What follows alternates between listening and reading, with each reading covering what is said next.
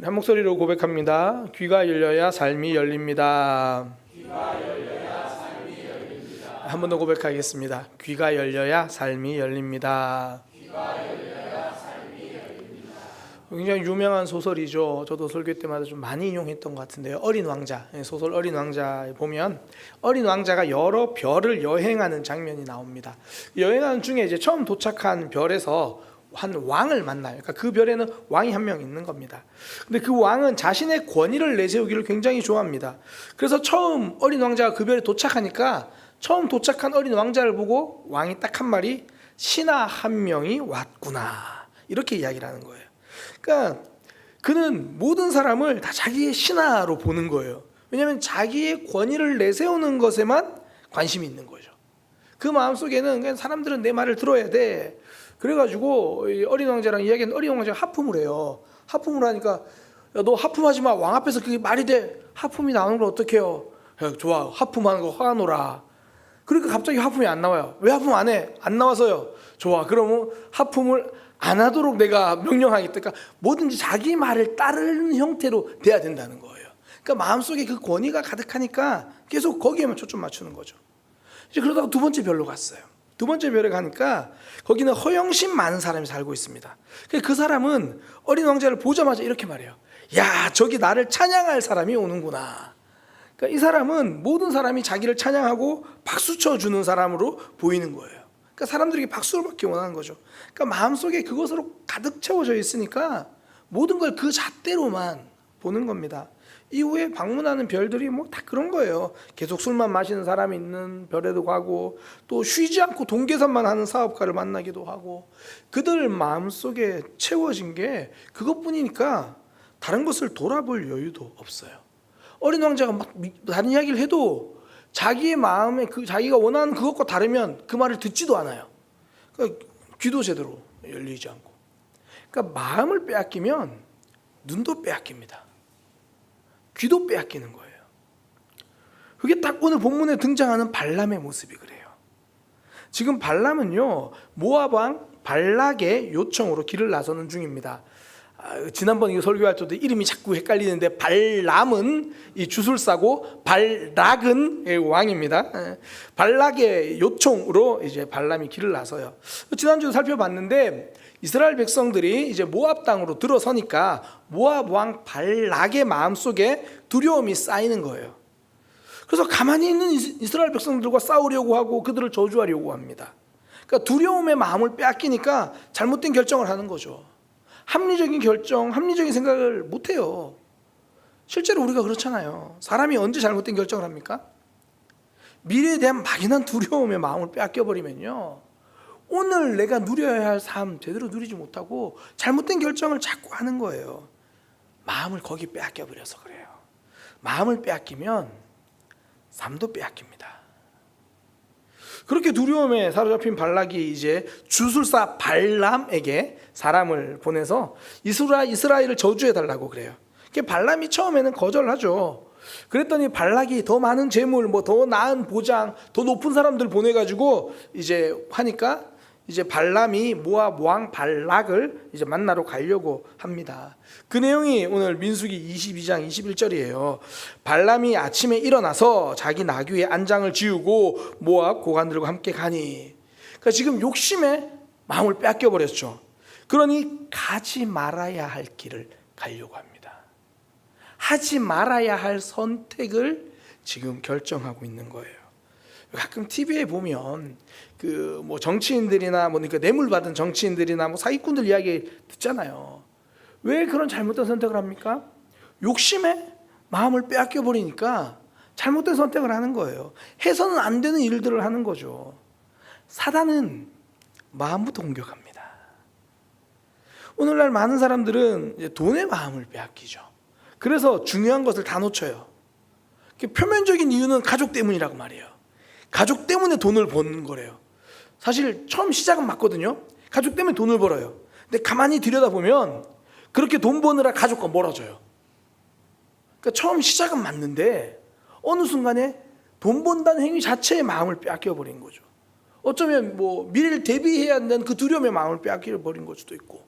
그러니까 중요한 걸 놓치는 거예요. 마음을 빼앗기면 나도 모르게 잘못된 선택을 하는 거예요. 하나님과 반대로 길을 가는 건 죽음이잖아요. 뭐 선악과 보면 잘 알죠. 하나님이 선악과를 먹지 말라고 하시면서 하셨던 이야기, 먹으면 정령 죽으리라. 하나님과 다른 선택을 하면 사망이에요.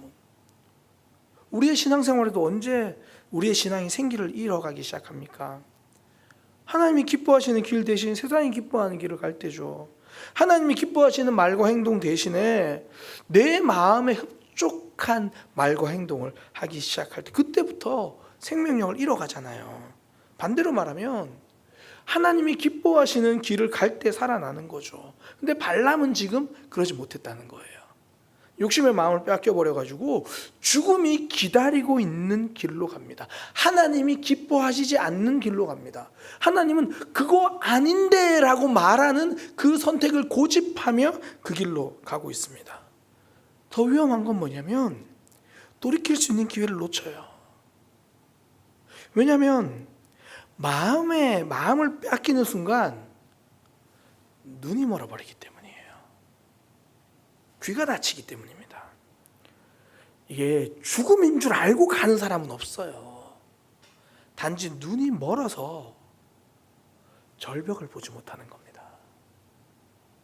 눈이 멀어서 천사가 칼을 들고 서 있는데도 그걸 보지 못하는 거예요. 오늘 본문이 그 모습 보이잖아요.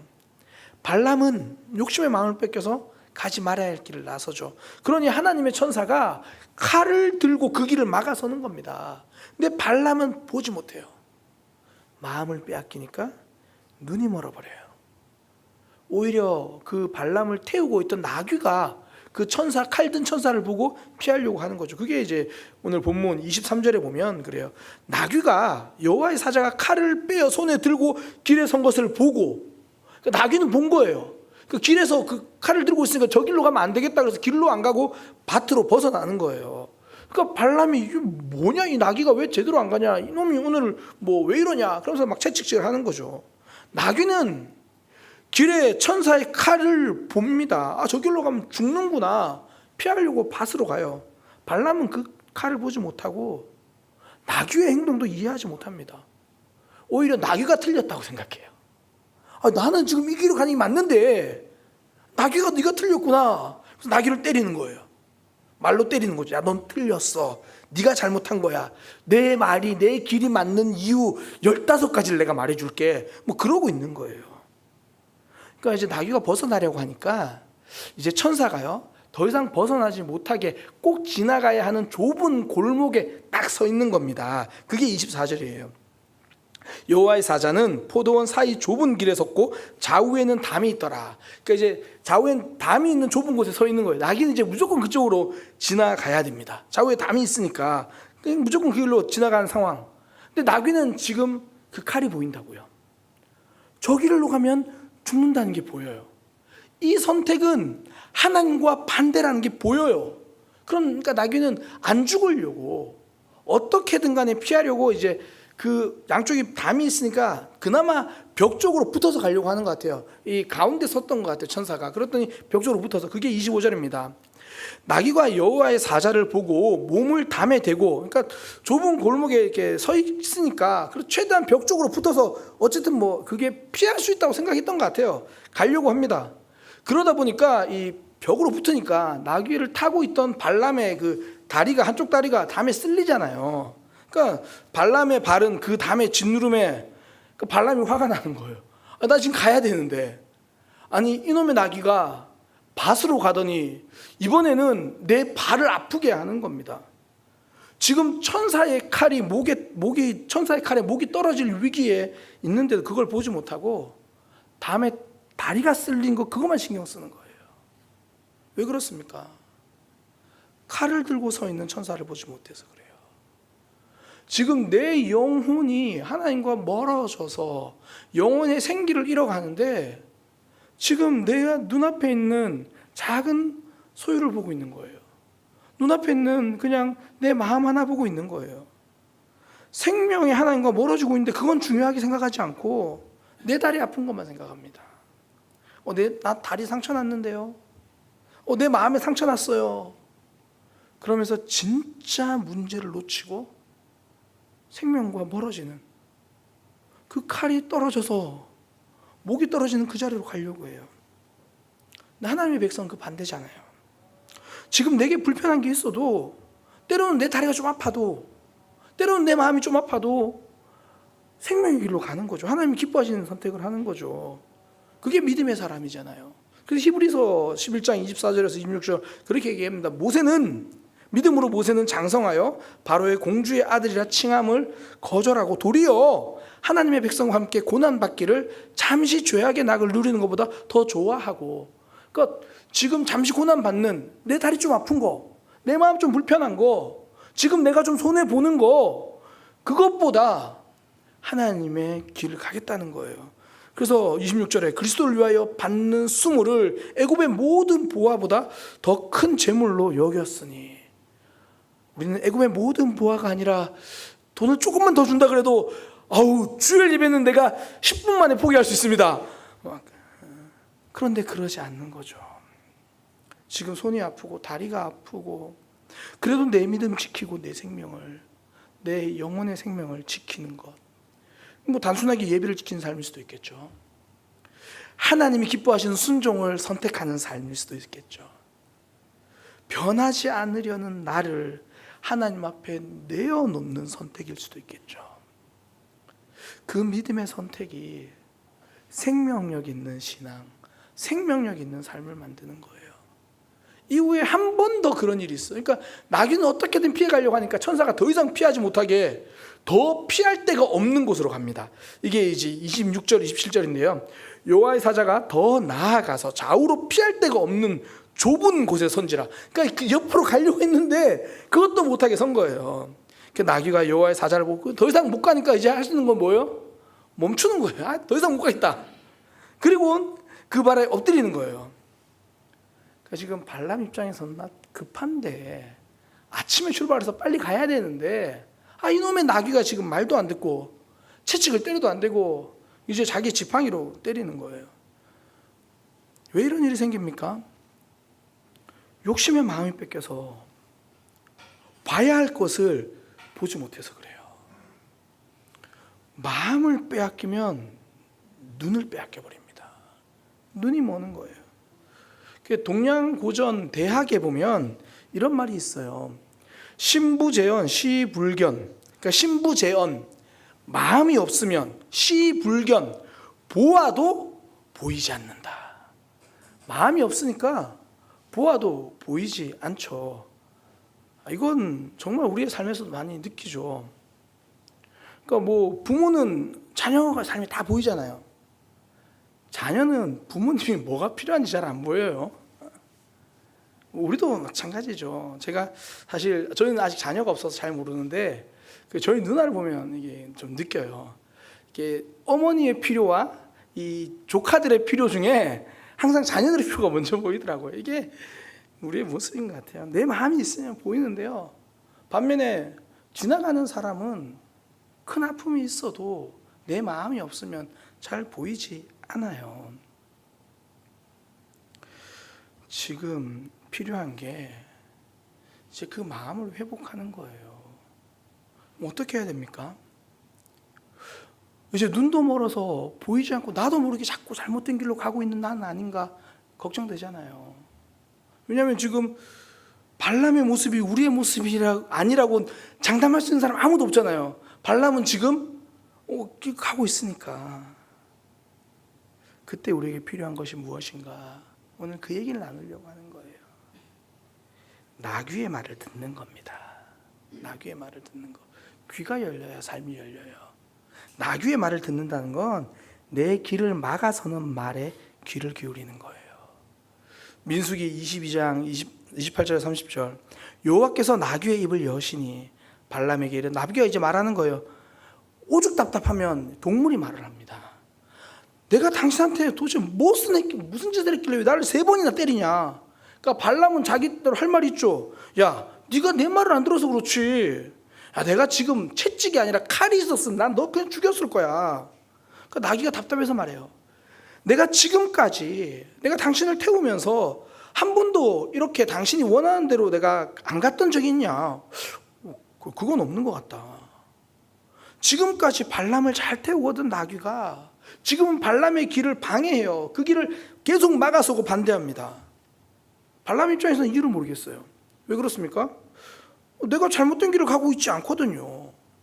그러니까 맥락을 우리가 지난번 살펴본 맥락을 보면 지금 자기는 거기 가서 하나님이 시키시는 말을 할 거라고 자기는 그렇게 생각해요.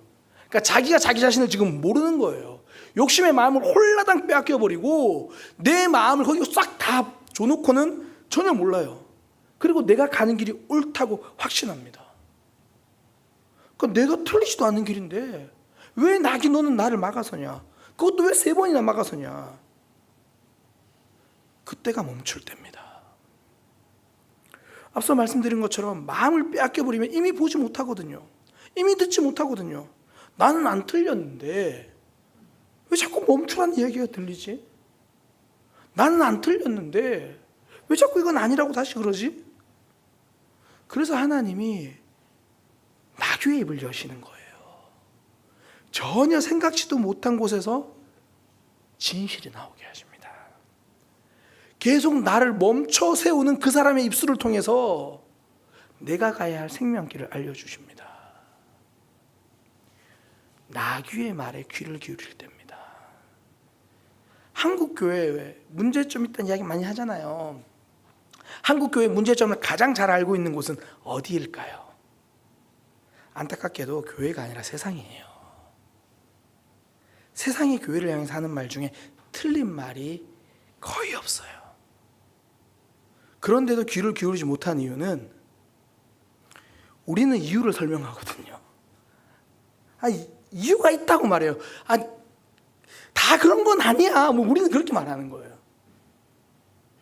원래 문제점은 내부의 시선보다 외부의 시선에서 더 정확하게 봅니다. 안에 있으면 이미 내가 여기 다 마음을 주고 있으니까 보이지 않아요. 모르는 건 아닌데 그럴 수밖에 없는 것처럼 여겨지거든요. 내 마음을 여기 주고 있으니까 들리지 않는 거죠.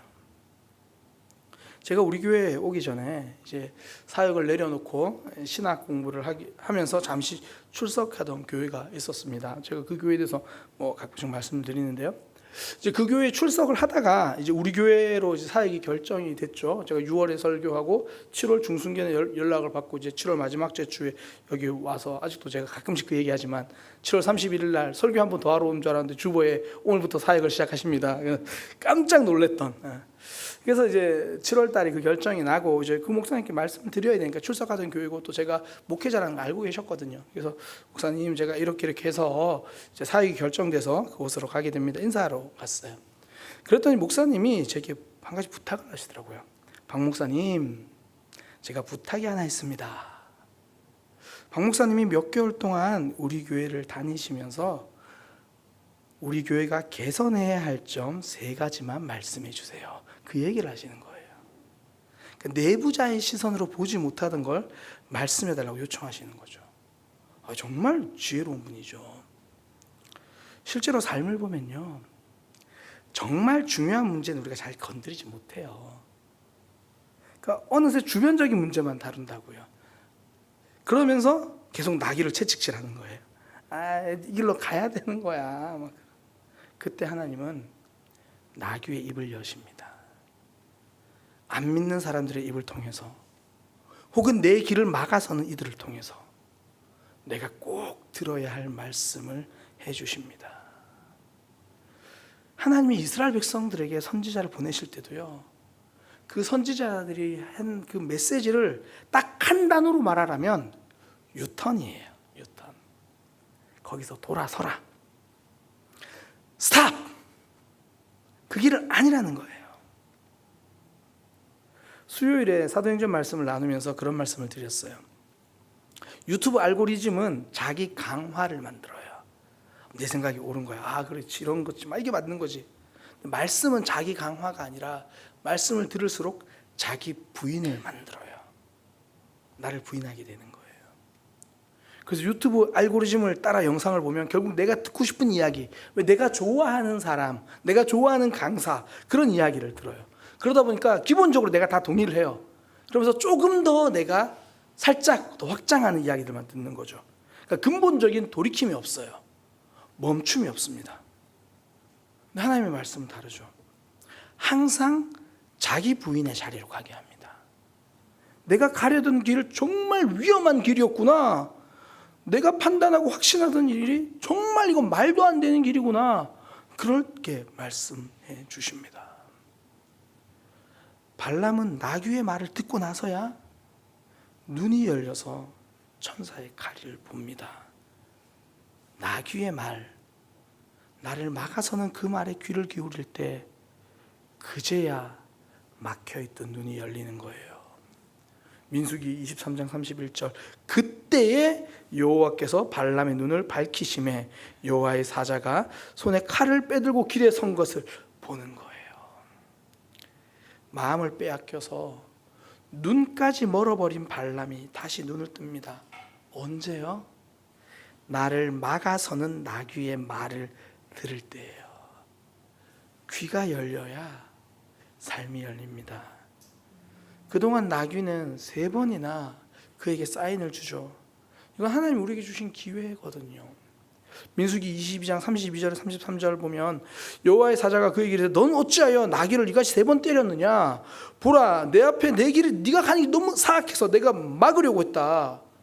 근데 나귀가 3번 돌이켜서 피했다. 만일 나귀가 나를 피하지 않았으면 나귀는 살았고 너는 죽었을 거다. 하나님은 지금도 우리를 살리시기 위해서 3번의 기회를 주십니다. 이 3번의 기회가 숫자를 말하는 게 아니고요, 말 그대로 보지 못하고 그 길을 갈 때 다시 기회를 주십니다. 한 번 기회를 주시죠. 그러니까 그런데도 우리가 고집을 피우고 끝까지 가려고 할 때 한 번 더 기회를 주세요. 2번이죠. 그런데 우리는 고집을 한 번에 꺾지 않거든요. 여전히 나귀를 설득하고 나귀를 때려서까지 그 길을 가려고 하면 그때 하나님이 하시는 마지막 3번째, 그래도 기다려주세요. 그래서 하나님은 항상 우리에게 3번의 기회를 주십니다. 횟수가 아니라 의미적으로. 지금 가고 있는 길이 잘못됐다 말씀해 주시는 거예요. 그래도 고집을 피우면 그거 아니잖아 말씀해 주시고, 그래도 고집을 피우면 기다리시면서까지 우리에게 말씀하시죠. 전 제 삶을 보면 그래요. 저도 이제 하나님께 마음을 집중할 때가 있거든요. 그러면 눈이 열려요. 하나님께 마음을 집중하고 있으면 어떻게 결정해야 되고 무엇이 바른 길이고 이게 보여요. 생명의 길이 선명합니다. 그런데 저도 이 마음을 빼앗길 때가 있어요. 얼마나 자주 있는지는 묻지 마시고 마음을 빼앗길 때가 있어요. 그러면 그 안에 갇혀서 엉뚱한 길로 가요. 그때 하나님은 길을 알려주시거든요. 야, 그 길 아닌데 다시 생각해봐. 근데 마음이 이미 딴 데 가 있으니까 그 길도 안 보이고 귀도 막히는 거예요. 잘 못 들어요. 그러니까 계속 그 길로 가요. 그러니까 하나님 한 번 더 말씀하시죠. 야, 너 고집 피우지 말고 그 길 아니라니까. 그때는 그 말이 불편해요. 그러면서 이제 안 듣고 싶은 거예요. 그때는 보통 저의 경우는 하나님을 설득합니다. 그러니까 이유를 설명하기 시작해요. 하나님, 이건 이런 상황이고 저건 저런 상황이고, 무슨 제가 하나님께 물건 팔듯이 제 계획을 팔고 있어요. 쫙 브리핑하거든요. 하나님, 이건 이렇게고 이건 저렇고 저 사람은 저런 거고 이 상황은 이러니까 제가 이렇게 해도 되는 거잖아요. 이제 제 고집을 펴요. 그때 하나님은 다시 알려주시면서 기다리세요. 그것도 여러 통로를 통해 알려주십니다. 나귀인 거죠. 목사라고 해서 꼭 다 성경을 통해서 듣는 건 아니에요. 나귀를 통해서 생각하지도 못한 상황, 생각하지도 못했던 사람일 수도 있고 여러 모습을 통해서 알려주십니다. 그러니까 기다리면서 알려주시죠. 한 번이라도 그 기회를 붙잡아서 돌이킬 수 있도록. 발람의 모습을 보면 돼요. 빨리 돌이키면 덜 아픕니다. 빨리 돌이킨 것, 이게 덜 아픈 비결이에요. 발람 보세요. 처음에 길로 가야 되는데 밭으로 가죠. 속상하잖아요. 이게 뭐지? 답답하잖아요. 그런데도 돌이키지 못하니까 다리가 상해요. 아프잖아요. 삶에 눈에 드러나는 아픔들이 막 생기기 시작하는 거죠. 그리고 마지막에는 결국 흔히 나름 그 용한 주술사라고 말했던 그가 천사를 보지 못하고 짐승인 나귀가 천사를 보고 자기에게 말하는 그런 수치를 당해요. 처음에 돌이키지 않고 고집 피우면요 계속 속상해요. 이게 하나님이 주신 마음은 아는데 내가 계속 속상하거든요. 그런데도 버티면 하나님은 우리를 사랑하시기 때문에 삶에 드러나는 아픔을 주실 때가 있어요. 그런데도 버티고 있으면 결국 수치를 당해요. 삶이 부끄러울 때가 있죠. 우리도 신앙생활하면서 한 번쯤 그럴 때 있잖아요. 하나님을 잘 모를 때는 지금까지 내가 신앙생활한 거 어디 내놔도 자랑스러운 신앙생활일 줄 알았는데 다시 보니 성숙하고 보니까 지난 내 모든 삶은 어디 내놔도 부끄러운 모습이었던 거죠. 그러니 지금 귀를 열어야 돼요. 내 생각에 반대하는 모습일 수 있고 전혀 생각하지 못한 사람의 말일 수도 있어요. 정말 나귀가 입을 여물어서 말할 때도 있어요. 목사님 근데 그걸 어떻게 구분해요? 유턴이요. 그 메시지가 유턴이면 거의 맞습니다. 우리는 그렇게 영적이지 않아요. 다르게 말하면 자기 부인입니다. 하나님의 메시지는 항상 자기 부인, 하나님 부인이 아니라 우리 자기 부인. 나귀의 말에 귀를 기울인다는 건 결국 자기 부인의 삶을 선택한다는 거예요. 제자들과 예수님의 대화는 항상 그런 식이에요. 어떨 때는 제자들이 예수님 앞에 좀 뭔가 살짝 내세울 게 있거든요. 예수님, 우리는 모든 것을 버리고 예수님을 따랐는데요.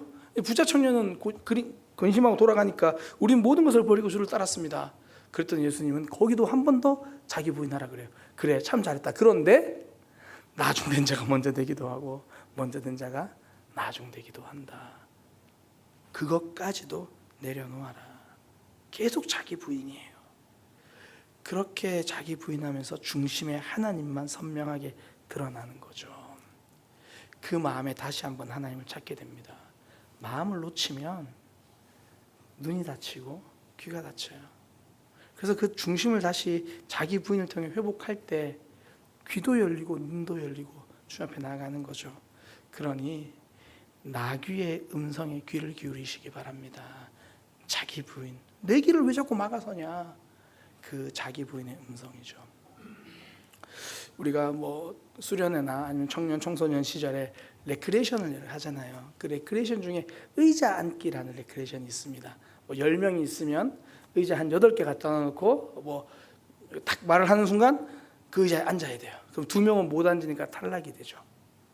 그 8개. 근데 우리 마음속의 의자는요 하나예요.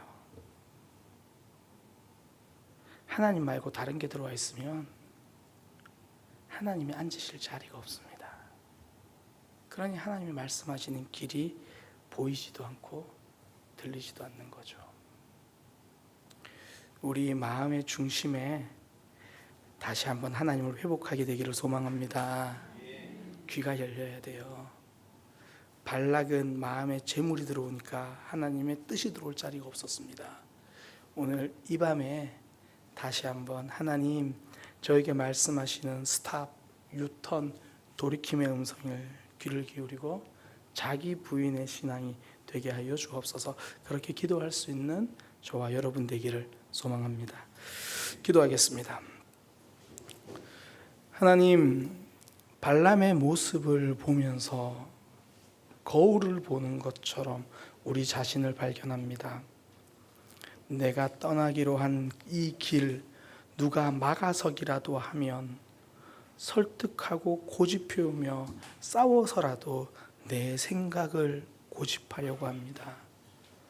그러면서 생명의 길이 아닌데도 그 길이 맞는 것처럼 꾸역꾸역 그 길을 가려고 할 때가 있습니다. 하나님, 나귀의 음성에 귀를 기울일 수 있는 겸손한 마음을 허락하여 주옵소서. 돌이킴의 은혜가 있게 하여 주옵소서. 자기 부인을 날마다 실천하는 오늘 이 시간 우리의 삶 되게 하여 주옵소서. 예수님의 이름으로 기도드립니다. 아멘.